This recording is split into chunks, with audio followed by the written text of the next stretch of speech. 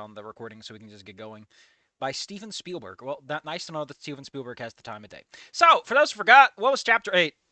Chapter 8 was, it hit a plot beat that doesn't make sense in the context of Wani Gator. It doesn't make sense in the context of Tori Game. It was really overwritten. It wasted a good 20 to 30% of its word count just spinning wheels.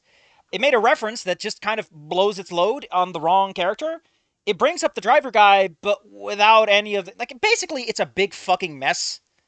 And I don't even know if like, is it irrecoverable? No, like, it still hit the points it had to. Like, it managed to make a point.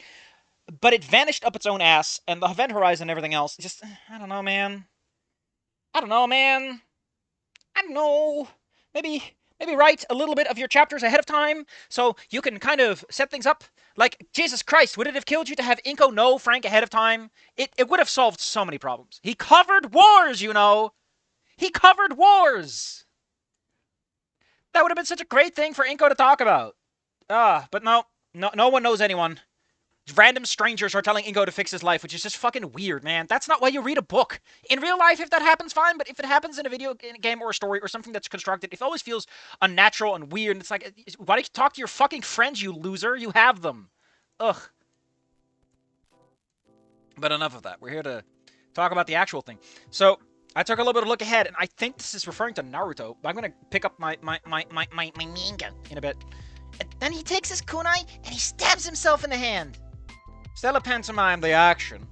Stella pantomimed the action, bringing her left hand to cover her left eye, and swung her right around as if to plunge the imaginary knife into the back of her left.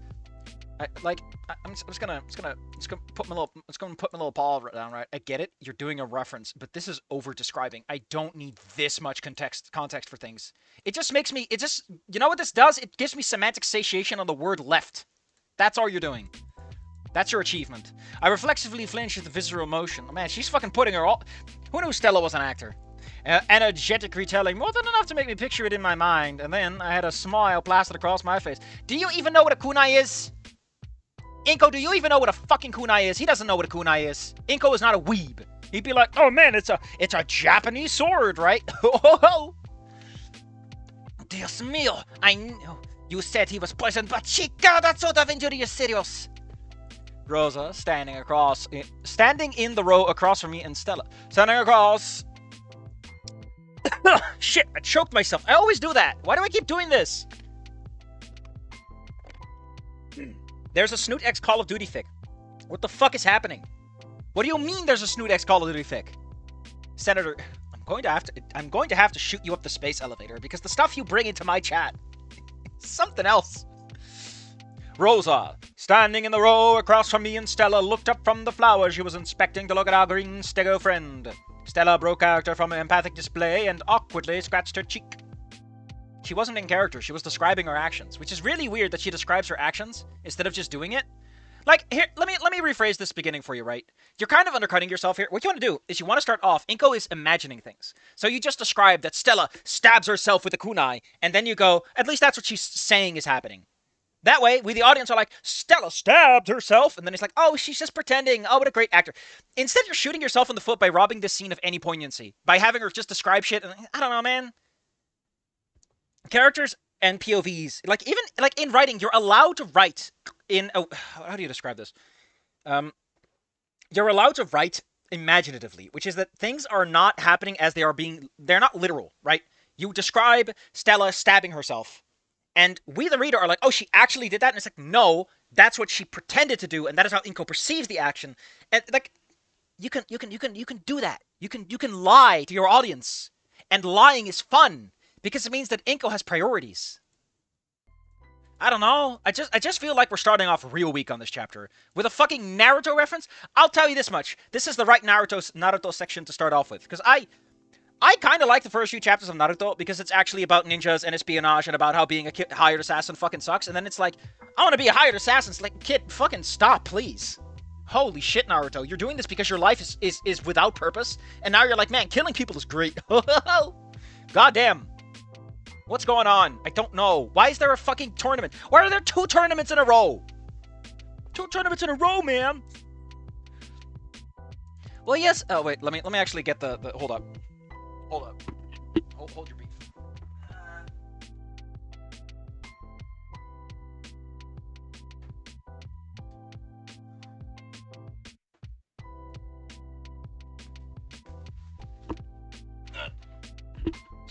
Does anyone know which volume it is?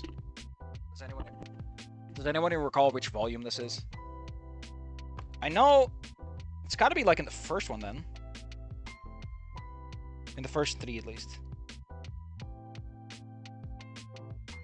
Or was it in the forest then? It could have been in the forest. I forgot. When did he do this?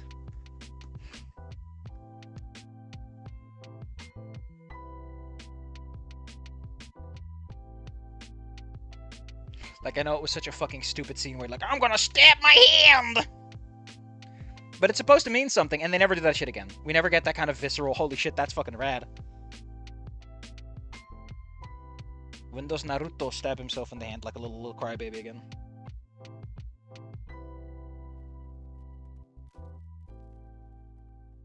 Not gonna waste too much time on this, but...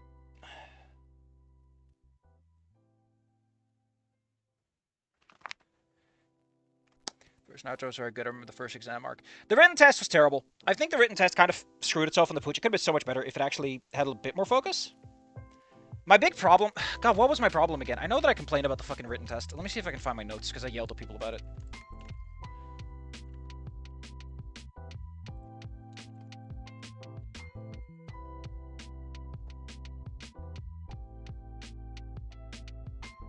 On here. It's probably in the other chat then. Naruto.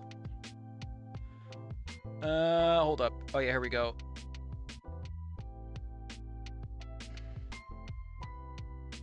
Oh yeah, the fucking Kisha Tenketsu. Safi, stop talking about Kisha Tenketsu. You're not that smart.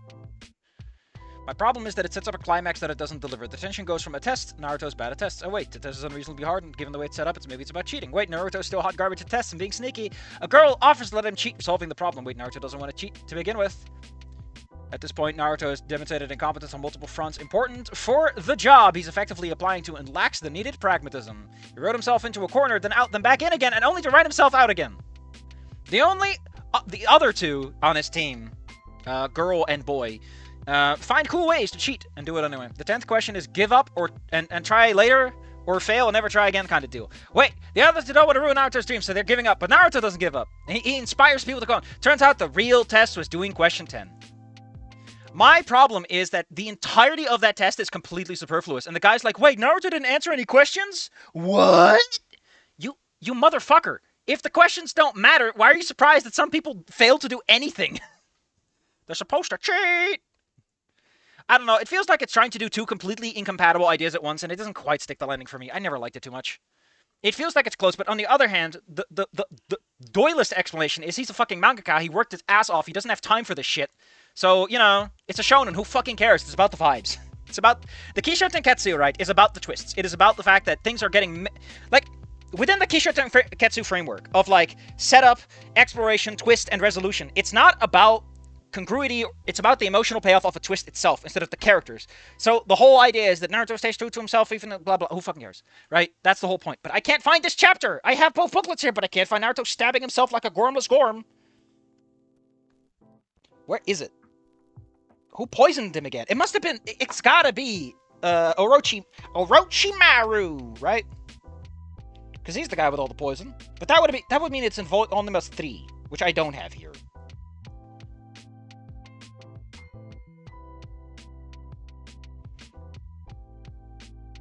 Oh, the whole... Also, I was always told that, like, in manga and anime, they do these fucking flashbacks to establish that shit, and I'm like, holy shit, can you shut up about Sakura? She doesn't do anything! But we have to talk about why Sakura cutting her hair is so important! And I'm like, oh my fucking god! I do not understand the Japanese and their storytelling. Ah! I'm gonna grab volume 3 because I'm fucked up.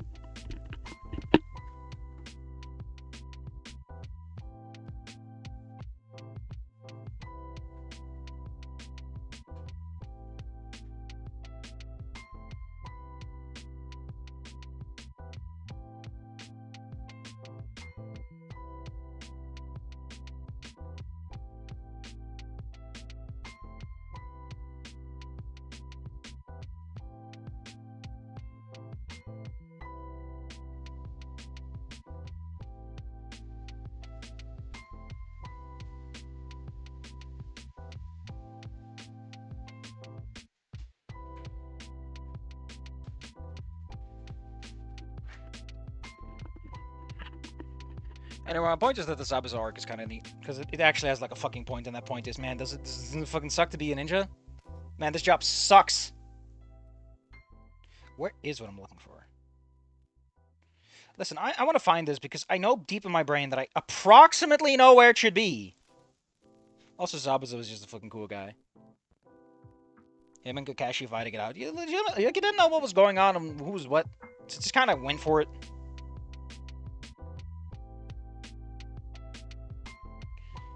I am gonna throw up. I ate too much bread. I'm not very smart, so I should be dead. This is this is where the...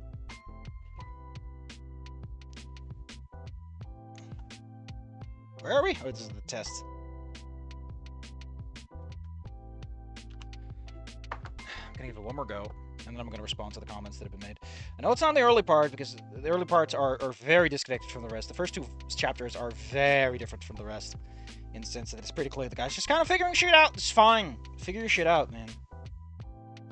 Get your sexy no jitsu out of your system. Milk! Milk!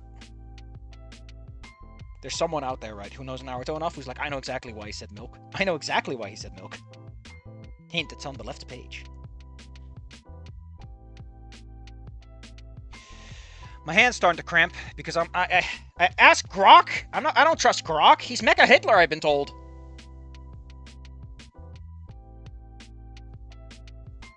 Actually, not that I've been told. I think he calls himself that. So. Oh, here we go. I found it. Yeah, haha! I found it. Let's see. Where am I? I love the manga just refused a number. Page 250-ish. I swear it by the pain in my left hand. Oh, Naruto, you fucking moron. I think she's talking about the anime, though, because in the manga, he doesn't actually hold the hand that high that I would say that it's in front of his face.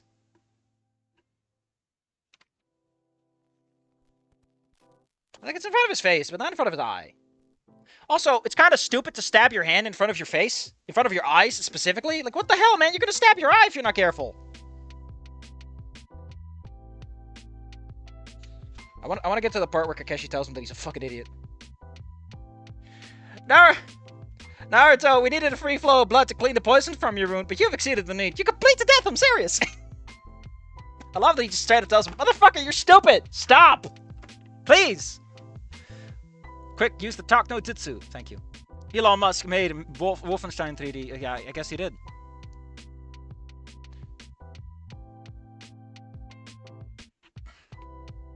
I mean, at the very least, the written test, right, was like an actual ninja skill.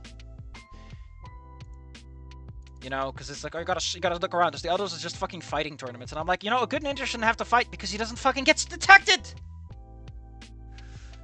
Hold up. I've attempted to crossfix myself. They are hard to get right, and I'm gonna try it again. The symmetry needs to be right. The big problem with crossfix, right, is you gotta get the symmetry right. Grok just says the quiet parts at last. Says the quiet parts, not even the quiet parts. Yeah, the big problem with crossovers is you want to give both sides their equal measure, so that one side doesn't overshadow the other. Usually the one that is in their source universe should get a little less attention because they already have the universe carrying a lot of the weight.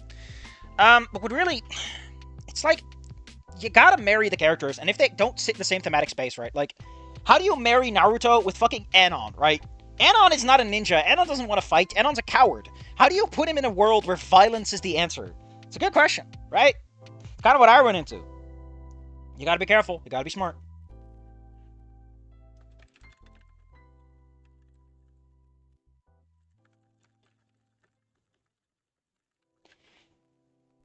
Enough of that. I've wasted so much of your time. Oh, because of the stupid reference. This after Frank, like, stop making references. I just get distracted for 10 minutes at a time. Ugh. Anyway, he says a cool line. So reckless, that child. Rosa, oh, she clicked her tongue at the story of the foolish young ninja. You mean Shinobu? I remember learning that word from Kirby and Stella and I laughed. I patted on in sympathy for my story being interrupted. No, that's how it. We'll have to figure out a night to binge some of it. Could do it at my place. I've got a massive TV, so we can put pretty much everyone over if they want it. I offered. I tapped my finger on my chin so I can consider the plans. I like how you offer it and you're like, wait a minute, this could be a bad idea, because she's considering it. Oh, wow, that'd be amazing. Wait. Oh, wow, that'd be amazing. I don't know what it is. I forgot Stella. Oh, hi, Anon. Oh, that'd be amazing. We should totally... God, I forgot. It's not... That's two Naomis. Two... Stella said with cheers, she hopped in space. See, a night of fun with a friend sounds wonderful. With the friends?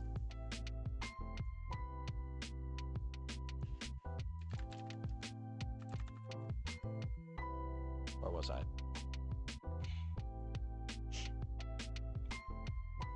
I nodded at the now established plan. Man, it's just completely taken out of his hands.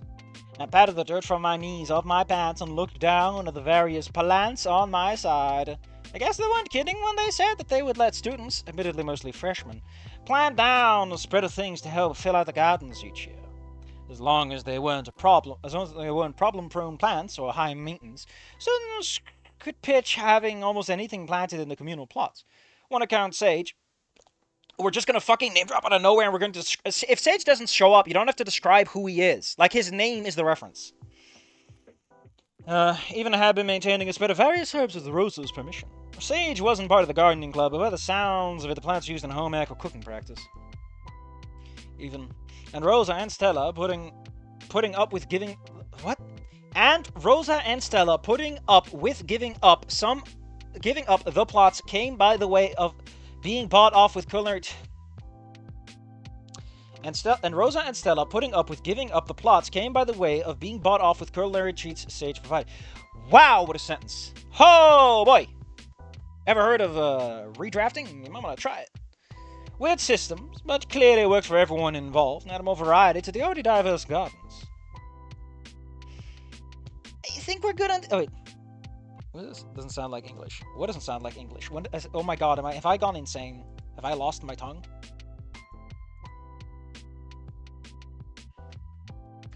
I can't believe I've gone completely insane.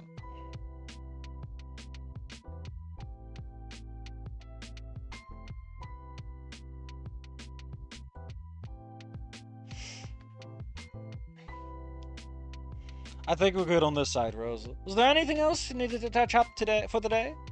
Rosa double-checked her side quickly, while Stella, still reminded by the topics...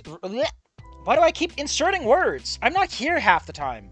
Rosa double-checked her side quickly, while Stella, reminded by the topic shift, grabbed the shears and began to haul them and a few of the tools moved back to the shed for stowing. After a moment, Rosa finished her scrutinizing of the foliage and shook her head. No, I do not believe so, Inko. I think we can wrap up for the day, she said with a classic Rosa smile, that classic smile. Sweet, sounds good. Let me just, Inko. Before I could do anything, I was bumped into from behind. Ah! Shoving me into the flower bed. Really? Really? Why? What? Why are we doing the flower bed thing again? We're doing so many weird callbacks and holdovers. Ugh. Staring at the innocent flowers about to be destroyed by unintended ballast time, I issued my deepest apologies, and then I stopped falling. Weird. Whoa, sorry. I was quickly yanked back onto my feet proper, thankfully. Why? Jesus Christ, stop repeating words! Thankfully, far enough that I didn't need to worry about a repeat close brush, destroy... Jesus, my God! The English is deteriorating or I'm going insane. I'd say both. Both sounds fun to me. Once my heart rate settled, I turned to look at my attacker. Naser? Took me a full 5 seconds for Naser to respond to his name. Before recognition clicked in his eyes and he focused on me. What the hell is wrong with him? Didn't he just grab you? Oh, what? Hey, Inko, sorry, man. I didn't move into you. What are you doing in school? What are you doing in the school parking lot? I looked at Stella, who had come over due to the commotion in the Rosa. Of course, somebody with a concerned look. Now, this is the school gardens. How many drugs are you on? 5? I explained, gesturing at the obvious plant life all around. Wait, it is? All I wanna say.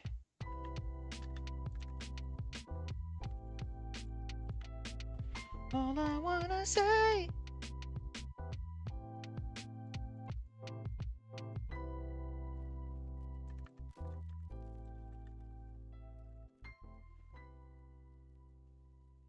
All I wanna do is boop a Snoot, and then Fang murders me in cold blood. Great.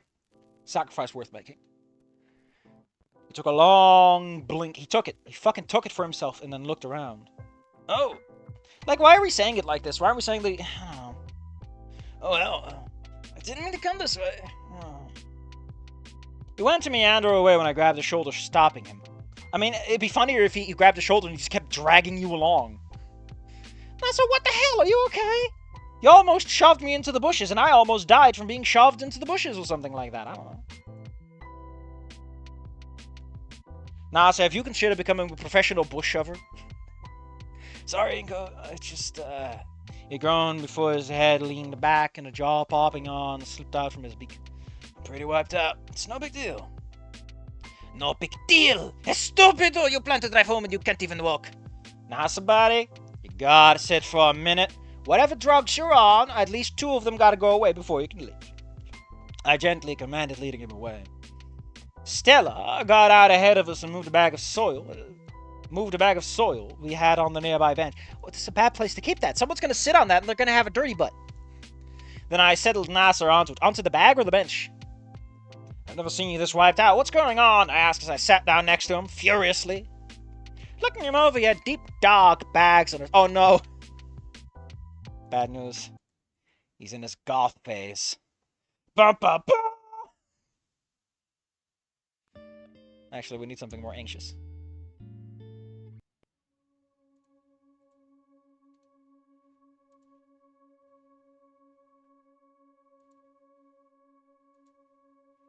Oh, damn.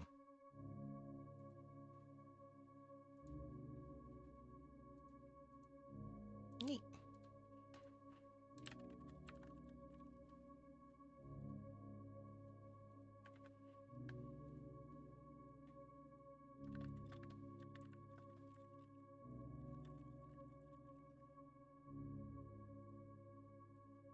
Yo ho waddle dee, do what you want. Dry soy Jack Naser. True. He needs to be hydrated. Let's sprinkle a little water. We got watering cans all over the place. Ah, my neck. His scales were pretty dark usually, and even then the exhaustion hidden under his eyes was apparent. Nah, sorry. Midterms aren't that far off. Isn't it like February? Aren't the midterms like around Christmas? Or January at the latest? What the fuck? I don't get American schools. I just don't get them, okay? I'm very confused. So Naomi, I've been putting in extra study hours. I think you mean that Naomi has been putting in wink extra, wink study, wink hours, wink wink. We all know what's going on. She's pumping you full of coffee so that you stay awake. My eyebrows furrowed. Studying for midterms? I've never. You're mad, Naser. People don't study for midterms. You're insane. That can't be everything. I don't think Naomi's the sort of person to do all Naomi, come on. I'll make you do one for that Jesus Christ, this man is so... I am a Naomi stan. I will defend her honor. Naser slowly shook his head and yawned. No, it's just the sketch got to me. Track helping... I like how this guy was completely active last time and he won a fucking match and he set a record. Now he's just tired. What the hell happened? Track helping Naomi with some student council stuff, studying, home stuff, more study. His head drooped and he was out cold. I looked at Rose and Stella, who both returned my incredibly concerned expression. I like how you don't have a concerned look, you had an expression. Man's on a budget.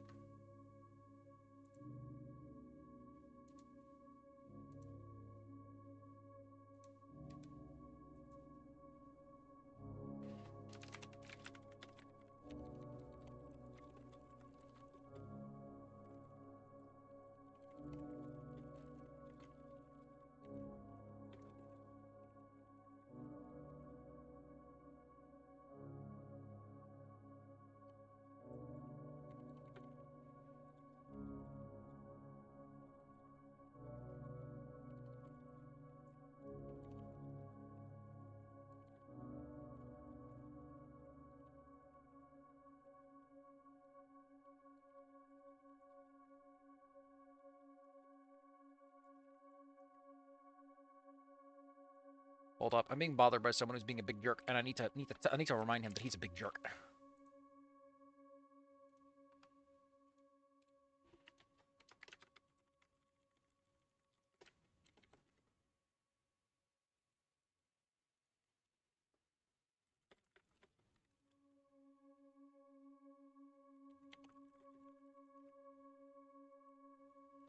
I hate it when people bother me like this. I should yell at them some more, but I don't want to right now. I got things to do. So, Naser's dying, huh? Well, he can't nap here, and obviously he can't drive himself. He can, he'll just get in an accident and die, and then he can get his rest. I grumbled. Can you two keep an eye on him for a moment? Rosa nodded and gently tipped... just fucking tip him over! Just zoop. So he was at least laying down on the bench, and then began to... Can you put his legs on the bench too? Come on. Either Naser took too much car for Naomi's a succubus. I think both. I stepped away and pulled out my phone. It only rang twice before the other took over. Hey, Shays, what's cooking? Hey, Reed, did you guys leave yet? No, man, we're just cleaning up and shooting the shit. What about it? Well, Naser, yeah, I already know, man. He's doing his own thing today. So I'm giving Fang a ride home. We got it covered, hombre. No. I think Naser needs a ride, too. Oh, man, did that garbage finally croak? Estrus season. Oh, no. It's penis season. No! Actually, that would be in spring, right? Well, February is a bit late, but hey. I'll celebrate the coming of spring. With a penis. Gross! I could tell by the change of his tone that he leaned forward. Listen to this man! By using my expert detective skills, I was able to divine that this man was leaning forwards as he spoke. No, but look, can I just bring him to the auditorium and figure out what to do? Let's just throw this man in the auditorium while he's half asleep. Just fucking move this sleepy boy around. What are you doing? This is not a weekend at Bernie's or whatever it's called. Sure, man. We'll be waiting for you too. Fucking terminates it. He doesn't end a call. He terminates it. He pulls out his fucking finger guns. He puts them together. He's like, terminated. I terminated the call and looked at my unconscious friend and my classmates. Alright, I'm gonna get it carried over to Fang and the others so they can get him home. He's definitely not in any shape to drive. Is that alright with you two? Rosa waved her hand to me. Oh, it is fine. Go, get him home so he can rest. Stella and I will finish up here, she said with a smile. Stella nodded in confirmation. No, she nodded in she nodded in negation, you know, as you are wont to do. Fucking hell, man.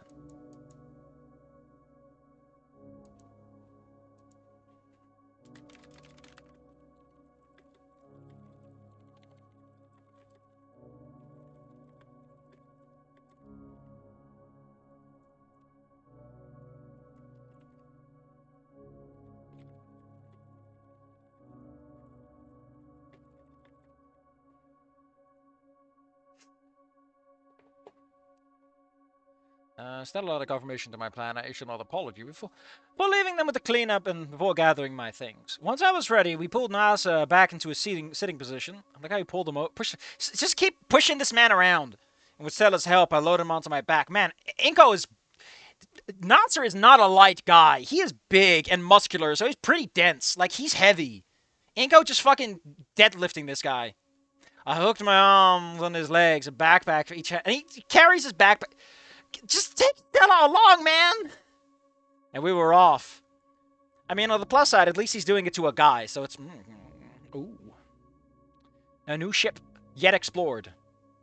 Hey, Inko, I'm in a rut. And for some reason you smell like a woman, so help a guy out, or I'll pay you in old Russian military horns. What an odd thing to pay a man with. Naser was snoring in my ear, which I mean, it was pretty funny. When Fang stayed the night when I was sick, they snored a bit too. I guess it ran in the family. He's a surprisingly heavy guy, but given the fact that he was out like a light not moving, it was actually not that hard to carry him like this. I think his weight doesn't change much, man, and he probably wasn't going to move too much anyway. I guess Rosa was right about all that, doing all the physical... Jesus Christ, we're fucking doing this shit.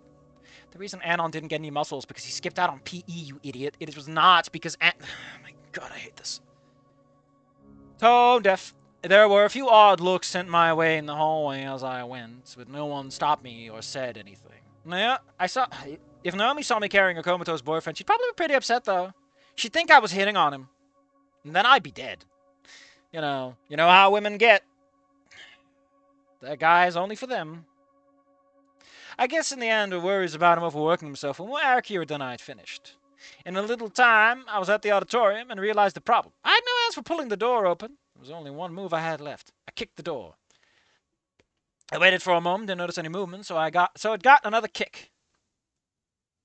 I was about to repeat the procedure a third time when the door swung open, nearly hitting me in the face, annoyed Fang on the other side. What the fuck are you doing? Inko? Naser? They said, processing the current arrangement. The arrangement, of course, being that his dick's up my ass, and it's gonna take a little while to explain that one, but I assured her that it's entirely heterosexual. Listen, Fang, it's only gay for the guy that puts the penis in. No, wait, it's hold up. I need to look up my ancient Greek knowledge.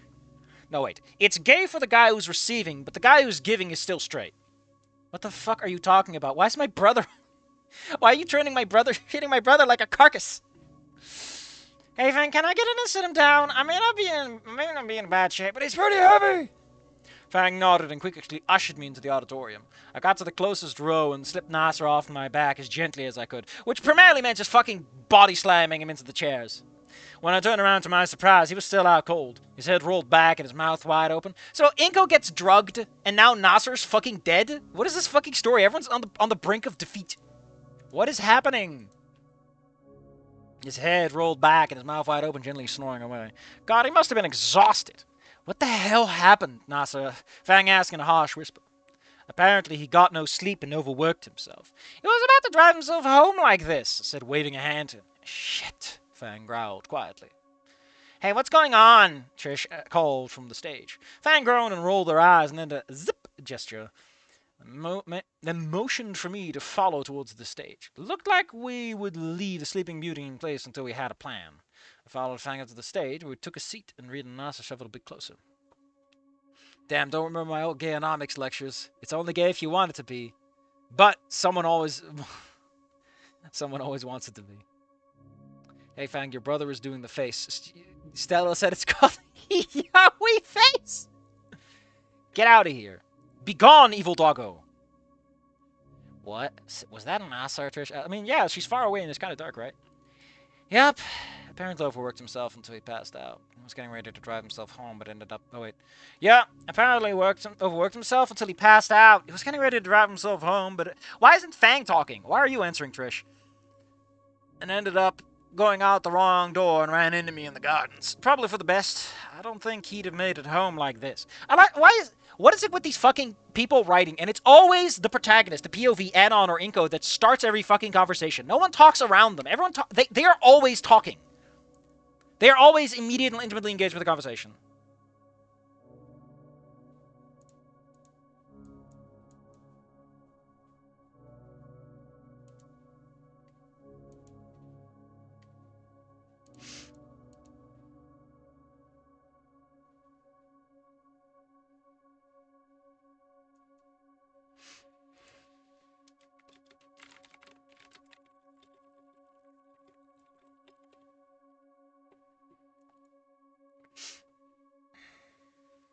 Why is Chapter 9 Naser being fucked up anyway? What are we doing here? I'm curious at this point.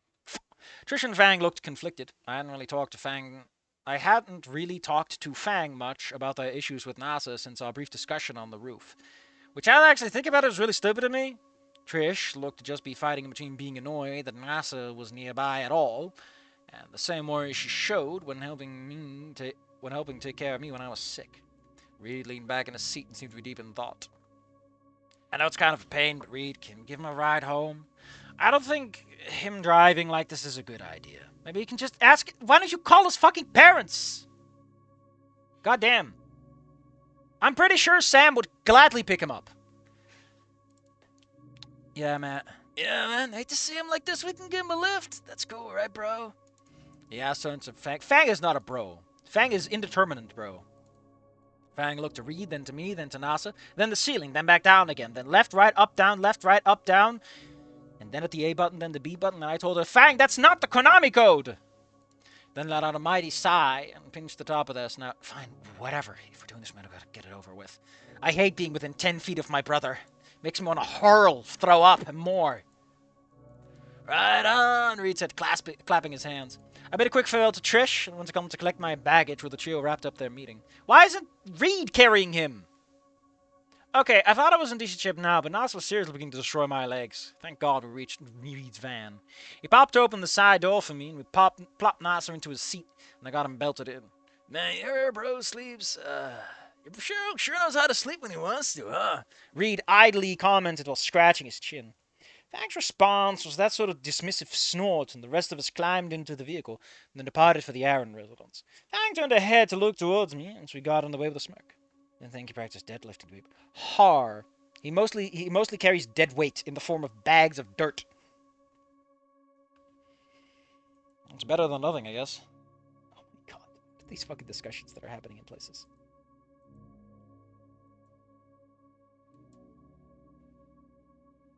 Reed snickered at the comment before looking me through the rearview mirror. So overworked himself, huh? If he needs any assistance, chilling out, I could get him on the hookup, he said with the usual easy smile.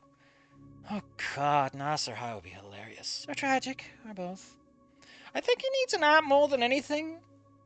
And maybe a schedule planner, I said, shooting my sleeping friend a sidelong glance. I got another laugh at a Reed.